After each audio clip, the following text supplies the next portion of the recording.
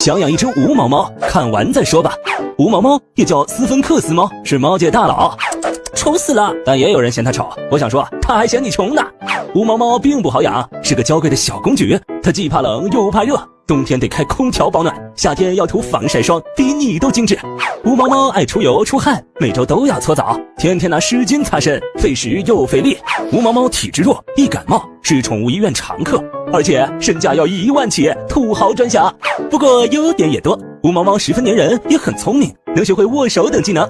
其实人家有浅浅的胎毛，但不会猫毛乱飞，还可以穿各种可爱的衣服哟。你还想养无毛猫吗？